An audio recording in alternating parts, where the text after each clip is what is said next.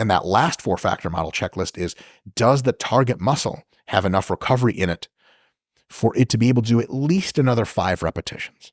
Because any set less than 5 reps can be hypertrophic for sure, but not the most efficient use of your time because you're not sufficiently recovered. So let me give you 2 extreme examples. One is calf raises.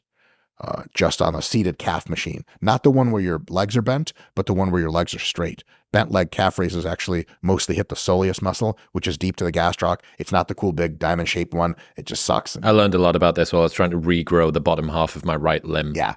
That sucked. Well, it worked. Yeah. And I actually overshot it. I overshot it and had to regrow the other one more. That's awesome. Yeah. Well, yeah. And the third limb looks quite good as well. So calf raises. Cardio. 3 seconds later, you're breathing normally. You might have been breathing normally the whole time. Check. When do you feel strong again? Could be 5 or 10 seconds later. Yeah, my calves feel fine. Synergists. There are no synergists. The machine starts at your hips and goes down. There's no synergist, so that auto checks itself.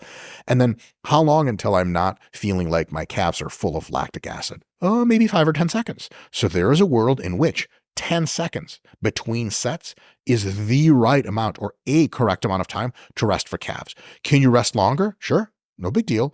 But you may be taking exponentially more time for linearly better gains, which generally is just do another set. And someone's like, well, if I do 5 sets where I rest longer, I get just as much growth as if I do 7 sets where I rest shorter. Yeah, but the rest longer takes you 8 total minutes to train, and the rest shorter takes you 3 total minutes. Why don't you just do 2 extra sets? You'll be 4 versus 8 minutes wise and get the same hypertrophy. So if a muscle's fucking pretty recovered and you're pretty good to go, I say just go again. And if you need more stimulus, just add more sets. So on calf raises, it could be a correct answer to say it's 10 seconds rest.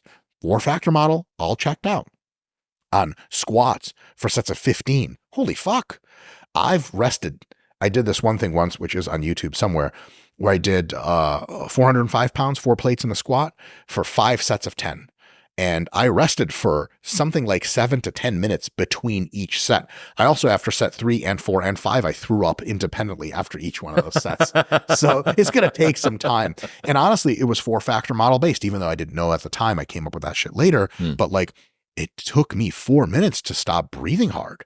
It took me another several minutes for my fucking lower back to be like, okay, I'm healed enough. So very different answers, but generally the most simple way I can condense this whole conversation, if you're ready to go again, if everything's fucking working and you feel strong, go. If you're not ready, if you're breathing hard, if you still feel weak, if your muscles are still cramping, you have to rest.